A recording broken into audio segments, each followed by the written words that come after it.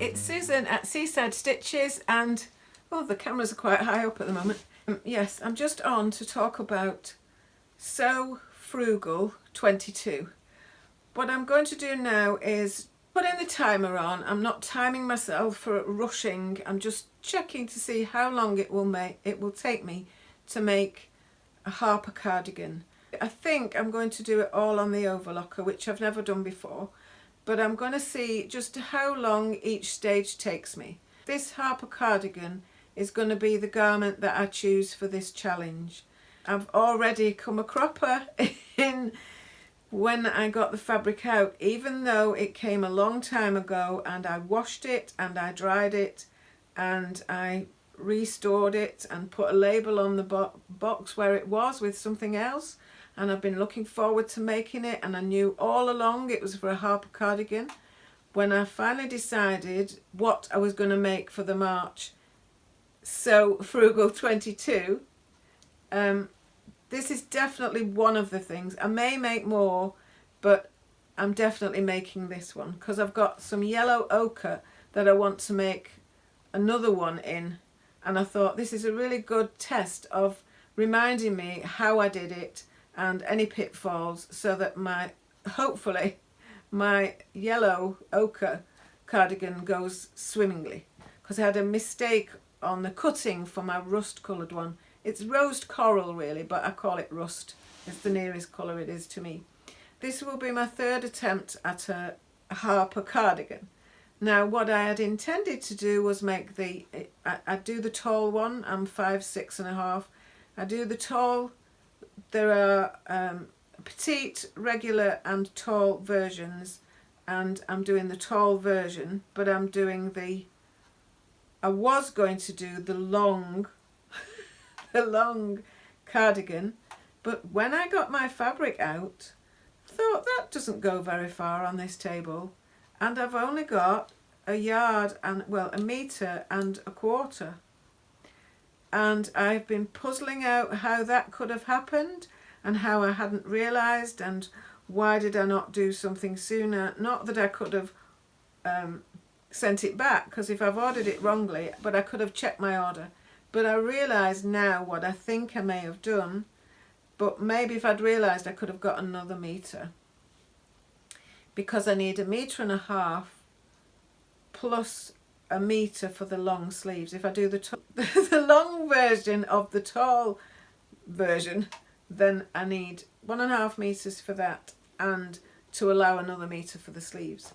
So I should have 2.5 meters, which would have been 5 units if they were in 0.5 meters.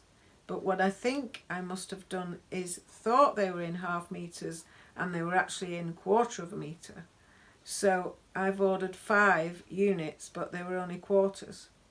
That's the only explanation I can come up with. Anyway, I have decided I am now doing the classic length. There's a way of doing that, but with the shorter sleeves, and it should be fine.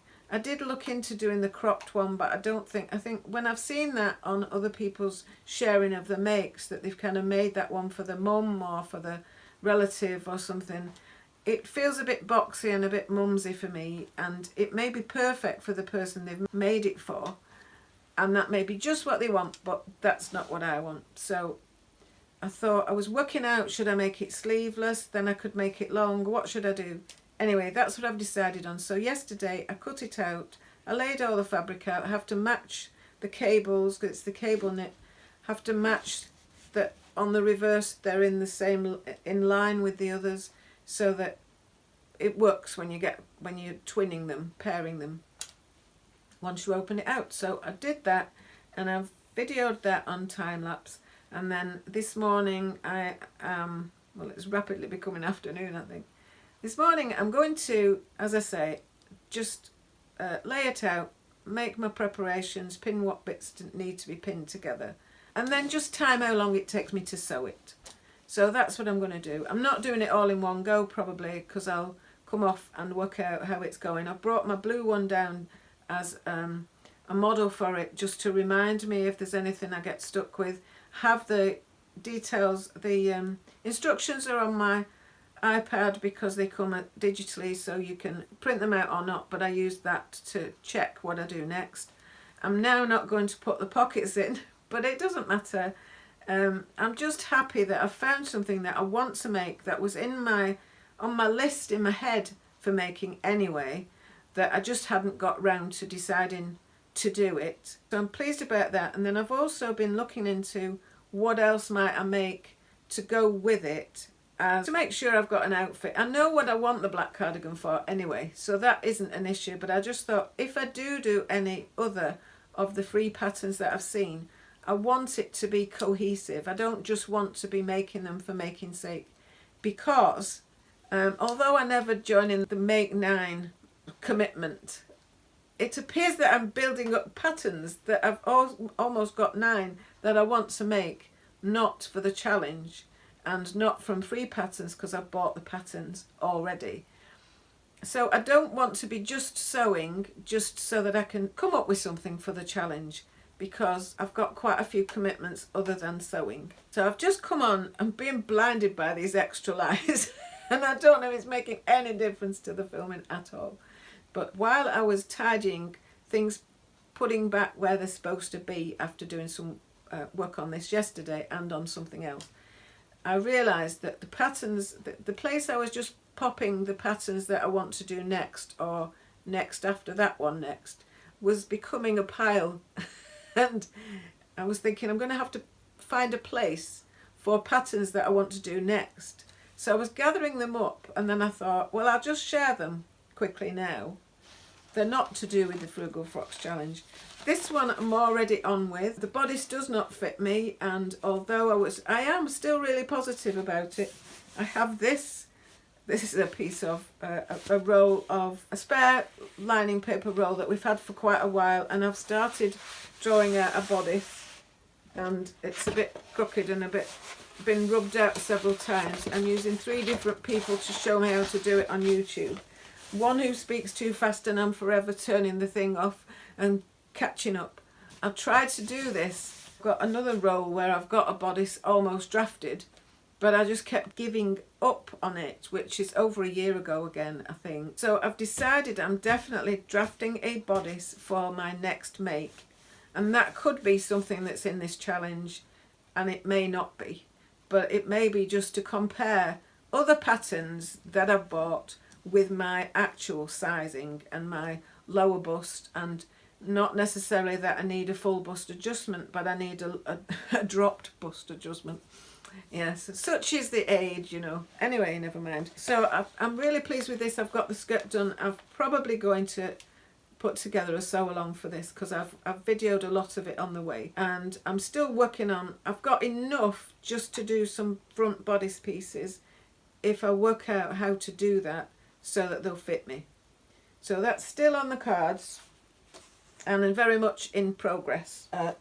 This, in my pursuit of pinafore dresses, is another one that I got relatively recently, and I've seen not the jumpsuit, just as the dress about that length, I think. I've seen this one, oh, not Jenny, Angela at Devon Thread Tales maybe, and Karen at So Little Time have both done makes in this for the jumpsuit. They did a collaboration for that, and that looks really good. I've got some good tips on that, and whether I would use it or not, I don't know, but that's a possible. And I've also found, although I've tidied all my stash, I'd forgotten I've got a suitcase of things that are not quite ready for stashing or keeping, or not quite knowing what I'm going to do with them. So I've got that down, and I've found that there is a pair of polycotton curtains that are brand new. They've not had the tapes pulled, from a charity shop that I got in the summer, and I knew I would use them for something, but I'm not sure what. So I think I may use them as a toile for making that, but I may not. So the other thing I've got, inspired by Kath at Made by Kath Craft, whether I would or whether I wouldn't make this, and how stupid I might look at 68 in one of these. I'm not making the dress. I would make the blouse, and my thoughts are that I would probably use that. I don't know what colour I would team it with for the frill. but I think I would make that, use that. But I'm not touching anything till I've created a bodice that fits me, because I'm just fed up of taking things apart and moving it, having a lump where the darts were, and so it's just for the future. But while I was looking at that, and I found, oh, it started when I found this on Minerva. I was going to say Minerva Craft, but I think that's not what they're called anymore. But anyway, the Minerva company have got, or did have, paper patterns where no one else I could find had them. So I've got that in a paper pattern, and while they have some more, I got that one. These are investments for the future, I tell myself. And also, I got that one. And it's very unlikely that I would do the button down back, but I can find a way of fastening it. That'd be fine. That would be happy. I would be happy with. And I don't know that I'd put the frill on the neck, but you never know. So it's a lot to think about. And I have another little ditzy print in a navy black ground with pale blues and pinks on.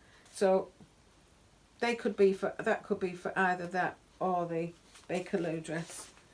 And this, because I wanted a skirt, I've got loads of skirts. I'm unable to wear trousers. I have a condition that makes it more or less impossible for me to wear trousers except in an emergency, so I have to wear skirts. And for winter mostly I wear very long skirts to keep me warm, and I can wear as many underslips underneath that as I want to. But my skirts are mostly from charity shops, because I started to need skirts when skirts disappeared from shops. Absolutely disappeared. So unless you were someone who wanted something from the Edinburgh wool shop or something from New Look and really quite mini and skimpy, there weren't skirts that I felt that I would be comfortable in. But I kept finding loads and loads, and often I'm going to say this with my Lancashire accent, per una. So per una from Marks and Sparks, I'm lucky at the ones I fancy and that are in my size. I go, oh, it's another one of those, and that make and designer, however they branded it, anyway, that fits me.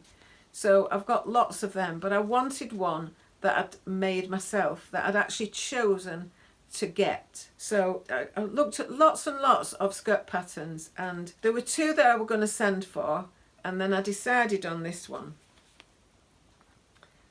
And I think it would be quite a sewing achievement if I even managed it. So I'm not sure if that's going to be on my early makes or till I feel a bit more confident. But I think doing the Camden skirt has helped me recognise what skills I do have. It's a long time since I made my own skirts, but I used to make them all the time. But I am talking 45 years ago, so I've got a lot to relearn. And this just came in a magazine, and I really like the shape of it. I just like that dip at the front, and it does recommend wovens, and I'm thinking about it. So it's on my thinking about list, and that's where it'll stay for quite a while, I think. But then I have this Tilly and the Buttons Rosa shirt. Now I've had this for some time. I've also signed up for the tutorial to make this, and I signed up for that quite a long time ago, maybe June, July, or even earlier than that. And it comes as they sell you the tutorial with a free PDF pattern that comes along with it, but I'd already bought the pattern, and in looking at it I'd realised I would need some help probably on it. So I have got the PDF pattern, but I've got this. That may make a difference to whether I actually trace it or not.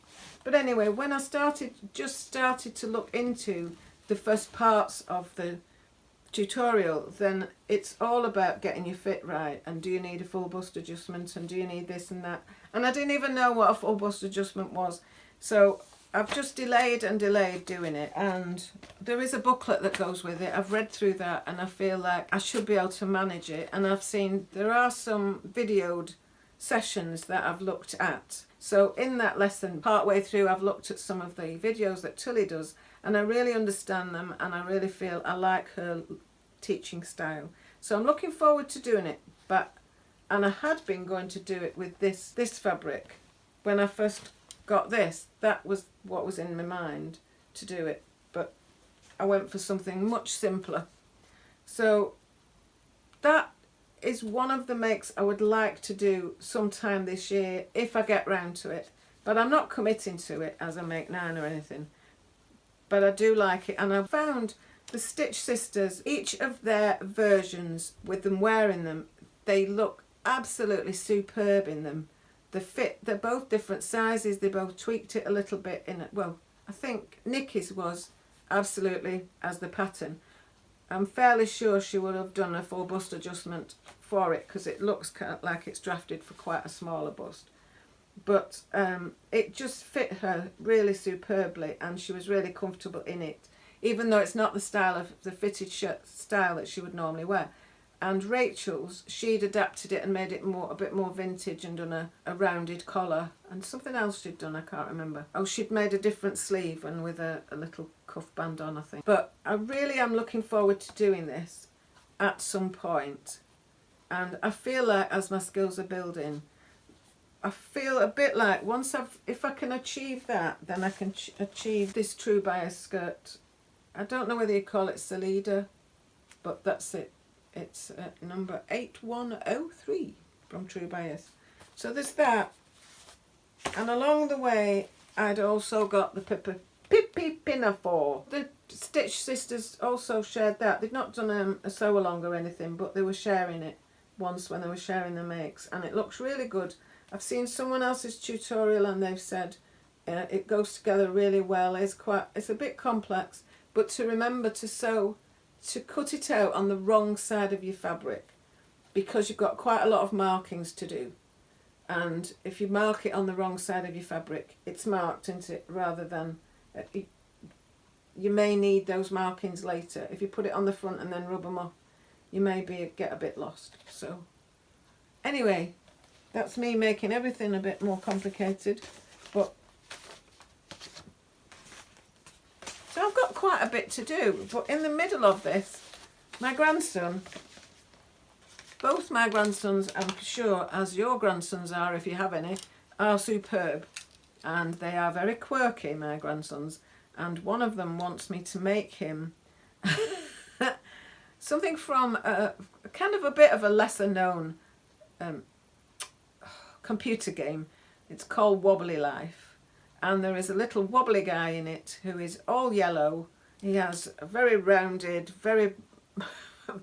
he's the cross between Morph, if any of you know Morph from the Tony Hart series, and he morphed into things, but then he was made of plasticine and he was an animated plasticine model and got the look of that, very smooth. And anyway, it really doesn't matter, but I've got to come up with one that's actually the same size as our grandson because he wants to dress it in his clothes. So he loves the teddies that I made him when I first started coming back into sewing, when lockdown was on and I could hardly get any fabric, and I found out his favourite colour was green, so the only thing I could lay my hands on that I knew about was some green quilting cotton, and I made him a teddy out of a green quilting cotton and a very simple, very simplistic pattern, simplistic pattern that you didn't have separate arms and legs. It was an all-in-one. It was 2 pieces, so it was all in one on the right side and all in one on the left side, and all you did was join it together. He loves that, and so I'd made his brother one because his favourite colour was red, and I already had red from the drumming flags that I make, red cotton, so he got a red one. Anyway, that's that. So that is my next task. Once I finish this Harper cardigan, I don't think I'll be looking at any of those for quite a while. So I only want to sew something else for the challenge if it's going to fit with my wardrobe plans. That's all I'm trying to say, really, because these are my wardrobe plans. And so if I can get something similar or something that would do one of the jobs I want them to do, then I may do another one. The YouTube vloggers have been amazing so far in their ideas and how to get a pattern. Okay, so I'm just on to say that Jess at Sew What If I Sew is promoting the awareness of endometriosis, and she has a challenge going which is #SoYellow4Endo. And I believe it's an Instagram challenge. I will put the link under the video. So far I've watched one of the Instagram lives, an interview with someone who has had quite extensive endometriosis, and it's such a remarkable story. And I believe that the yell for yellow is so that we are yelling about women's health, women's menstrual health, and in particular endometriosis, and the need for people to be diagnosed much, much earlier, and for period issues to be recognised as a proper medical problem. And really it's sparking discussions among other women and families. It's a way of promoting awareness about endometriosis and the things that women, particularly young women, go through for 8 years and sometimes beyond that before they even receive a diagnosis. And these symptoms are not minor and are not small, and yet are repeatedly missed and misdiagnosed. And Jess herself wants to increase that awareness and facts and figures and understanding, and I want to do that with her.